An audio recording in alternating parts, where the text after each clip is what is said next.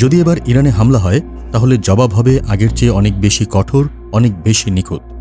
এমনই হুঁশিয়ারি দিলেন ইরানের প্রেসিডেন্ট মাসুদ পেজেশকিয়ান সরাসরি ইউরোপীয় ইউনিয়নের প্রেসিডেন্ট অ্যান্টোনিও কোস্টাকে।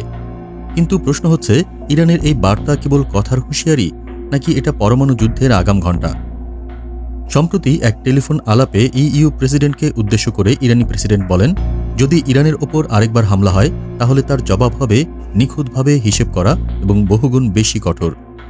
পেজেশকিয়ান সরাসরি ইঙ্গিত দিয়েছেন, বিশ্ব সংস্থা আইএইএ যদি তাদের দ্বিমুখী নীতি না পরিবর্তন করে তাহলে ইরান তাদের সঙ্গে সম্পর্ক পুনঃস্থাপন করবে না। কারণ এই সংস্থার রিপোর্টই যেন ইসরায়েলকে হামলার লাইসেন্স দিয়েছে, এমনটাই বলছে তেহরান।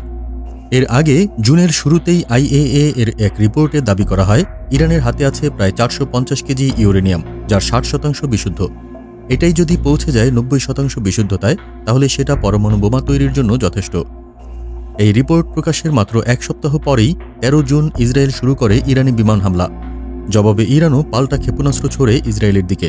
পরিস্থিতি এমন জায়গায় গিয়েছিল যে আমেরিকা পর্যন্ত বাংকার ব্লাস্টার বোমা ফেলে ইরানের পরমাণু স্থাপনায়। 12 দিনের টানা সংঘাত শেষ পর্যন্ত থামে কূটনৈতিক চাপে। কিন্তু তেহরানের দাবি স্পষ্ট, এই সংঘাতের জন্য দায়ী ছিল সেই রিপোর্ট, যা কোনোভাবেই নিরপেক্ষ ছিল না। এখন প্রশ্ন, ইরানের হুঁশিয়ারি কি শুধু কূটনৈতিক কৌশল, নাকি সত্যিই শুরু হতে চলেছে পরমাণু অস্ত্রের এক ভয়ঙ্কর অধ্যায়? বিশ্ব যখন মধ্যপ্রাচ্যের এক চুল পরিমাণ উত্তেজনাও সহ্য করতে পারছে না, তখন এমন হুমকি কি আগুনে ঘি ঢালার মতো নয়? ইউরোপ, আমেরিকা আর ইসরায়েলের নড়েচড়ে বসা এখন সময়ের ব্যাপার মাত্র। কিন্তু একটাই সত্য, ইরান আর পিছু করবে না।